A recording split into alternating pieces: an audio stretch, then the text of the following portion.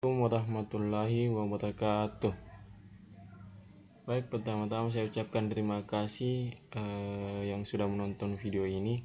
Jadi video ini saya buat demi pemenuhan tugas mata kuliah rehabilitasi dan pengembangan sumber daya perairan, di mana dalam video ini saya akan membahas dan mengulas secara singkat dan jelas mengenai salah satu rehabilitasi yang dilakukan terhadap terumbu karang. Di sini saya mengutip jurnal dari Daniel D. Pelasula yang berjudul Rehabilitasi Terumbu Karang Teluk Ambon sebagai upaya untuk mereduksi emisi karbon CO. Jadi dalam video ini dan materi ini saya hanya membahas khusus mengenai metode rehabilitasi yang dilakukan. Pertama-tama perkenalkan, nama saya Muhammad Rias Rasid, NIM L0211811024. Saya sebagai salah satu mahasiswa S1 Prodi Manajemen Sumber Daya Perairan jurusan Perikanan, Fakultas Ilmu Kelautan dan Perikanan Universitas Hasanuddin. Baik, kita langsung saja ke materi. Nah, pertama-tama saya akan menjelaskan dulu sebenarnya apa itu terumbu karang. Jadi terumbu karang ini adalah terumbu yang terbentuk dari endapan-endapan masif kalsium karbonat yang dihasilkan oleh hewan karang, alga berkapur, serta organisme lain yang menghasilkan kapur seperti moluska, echinodermata, dan sebagainya. Adapun proses pembentukan terumbu karang ini memakan waktu yang lama, dan selama itu pula ia dihuni oleh berbagai makhluk hidup lainnya. Arsitektur karang yang mengagumkan dibentuk oleh ribuan hewan kecil yang disebut polip.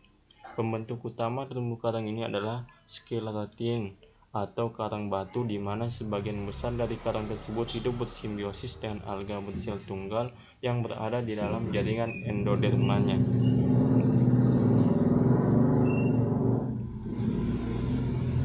Selanjutnya, berbagai manfaat dari terumbu karang. Yang pertama itu sebagai tempat berlindung, mencari makan, tempat memijah bagi biota-biota laut. Yang kedua sebagai pelindung pantai atau penghalang gelombang. Jadi mengutip dari salah satu penelitian terkini dari University of Bologna bersama Organisasi Konservasi Global dan Nature Conservancy, US Geological Survey, Stanford University, dan University of California Santa Cruz, bahwa terumbu karang dapat melindungi pantai dan mengurangi energi gelombang sebanyak 97%. Tubuh terumbu karang atau rataan karang dangkal yang pertama kali memecah ombak dapat mengurangi kekuatan ombak hingga 86%. Dan ketiga, biaya rata-rata untuk pemecah ombak buatan bisa mencapai 1.979 US dollar per meternya, sementara restorasi terumbu karang hanya membutuhkan dana sebesar 1.290 US dollar per meternya. Yang manfaat ketiga yaitu sumber daya perikanan yang sangat potensial. Jadi seperti yang kita ketahui bahwa terumbu karang ini menyediakan stok ikan dan udang yang sangat berlimpah, yang dimana hewan-hewan yang tinggal di daerah terumbu karang ini memiliki sebagai sumber makanan yang sangat tinggi nilai gizinya, sehingga terumbu karang ini adalah salah satu ekosistem yang perlu dijaga kelestariannya. Yang keempat itu sebagai sumber penghasilan. Jadi mengutip dari penelitian CESAR tahun 1996 bahwa terumbu karang ini menyediakan lapangan kerja bagi sekitar 10.000 nelayan yang ada di Indonesia. Kemudian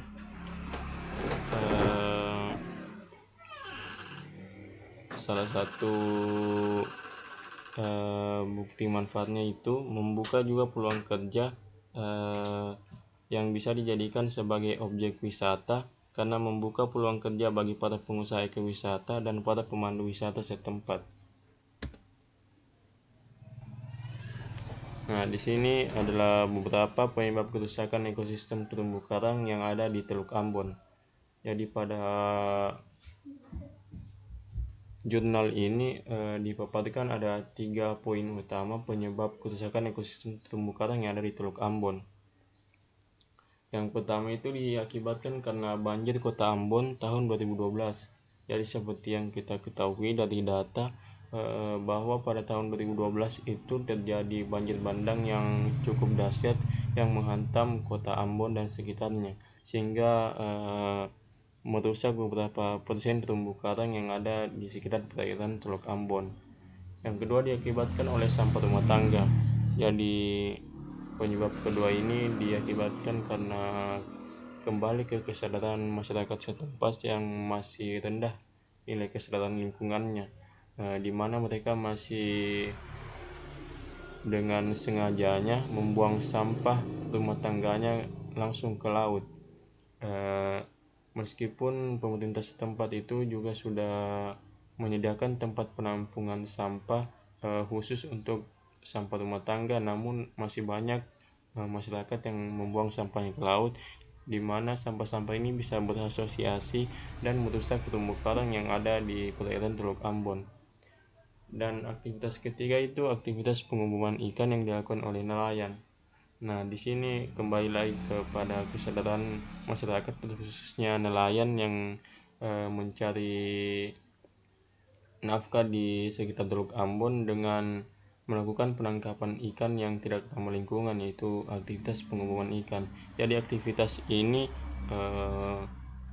memiliki dampak yang sangat buruk terhadap keberlangsungan ekosistem terumbu karang yang ada di sekitarnya, karena dengan melakukan pengebuman bisa merusak ekosistem terumbu karang yang ada di sekitar aktivitas tersebut. Nah, setelah melihat beberapa penyebab kerusakan tadi, maka perlunya dilakukan upaya penanggulangan terhadap ekosistem terumbu karang yang telah rusak tersebut. Untuk itu dilakukan tahap rehabilitasi terumbu karang dengan metode transplantasi karang.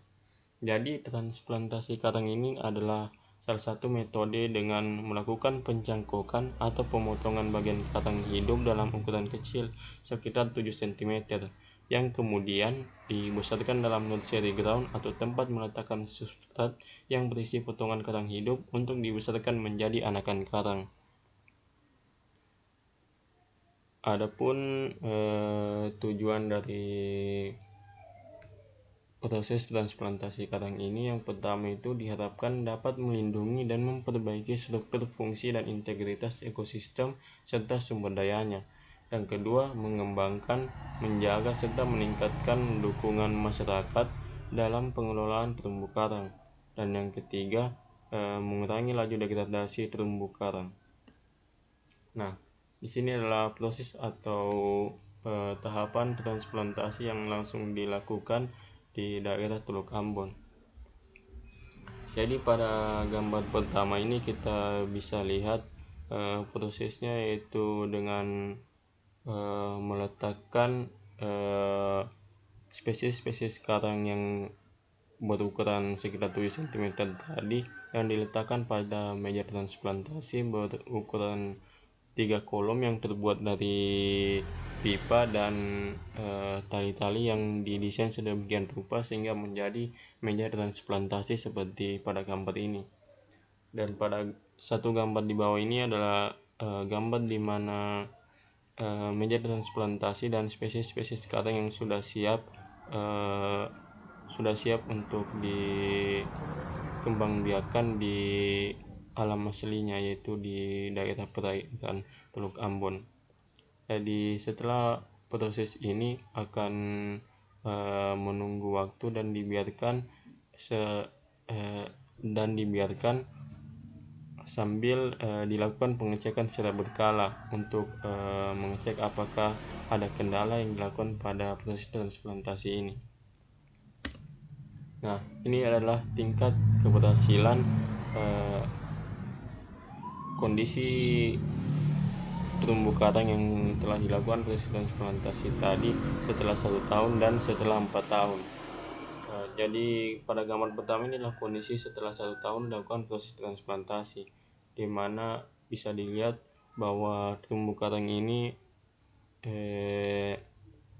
pertumbuhannya cukup baik, di mana dari keterangan yang didapat di lapangan yaitu terumbu karang sudah tumbuh mencapai 8 cm dalam kondisi 1 tahun, sementara setelah 4 tahun bisa dilihat ukurannya sudah cukup besar dan sudah sangat indah. Jadi dari jurnal juga ini memaparkan bahwa rehabilitasi ekosistem terumbu karang dengan metode transplantasi di berbagai tempat memiliki tingkat keberhasilan yang cukup tinggi, di mana keberhasilannya ini tergantung cara penanganannya, mulai dari penyiapan meja dan media transplantasi, penyiapan bibit, transplantasi bibit, pengikatan bibit pada substrat, dan teknik penempatan bibit serta monitoring dan pengawasan, di samping faktor-faktor lingkungan yang menjadi syarat bagi pertumbuhan karang. Mengutip juga dari tingkat keberhasilan di tempat lain, salah satu penelitian dari Wibowo tahun 2009 itu mengemukakan tingkat keberhasilan transplantasi karang jenis Sciolophora pistillata dan Poecilophora verrucosa di perairan Pulau Karya, Kepulauan Seribu mencapai 90-100% keberhasilannya. Sebagai contoh juga, di daerah Guam itu transplantasi karang telah digunakan untuk mengganti karang yang mati akibat aliran air panas dari pembangkit listrik. Sementara di Singapura, transplantasi karang digunakan untuk menyelamatkan jenis karang yang habitatnya direklamasi.